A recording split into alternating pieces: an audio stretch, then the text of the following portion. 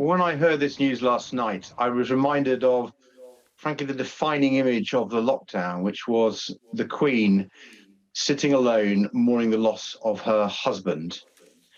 And when you think about that image, which wasn't just because of the Queen, but it was a symbol of so many people across our country who were alone, mourning the loss of their family members who had sadly died. And then you think that people in number 10 were partying. It simply beggars belief. The Queen and the country were mourning, number 10 were partying. This is just beyond the pale.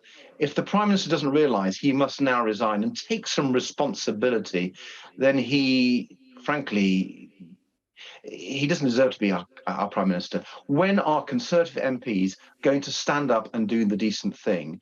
The Conservative Party and this Conservative government is coming into disrepute because they're unable to get rid of this terrible Prime Minister. I'm afraid Sue Gray's inquiry is now irrelevant. I've always been worried that it wasn't truly independent because Sue Gray is a civil servant and therefore ultimately reports to the Prime Minister. But we don't need that inquiry.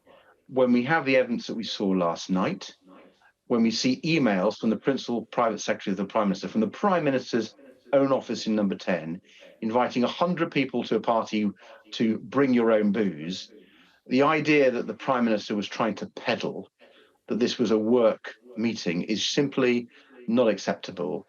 Everyone can see through it. He's becoming a laughingstock. And I think the whole country just wants him to go.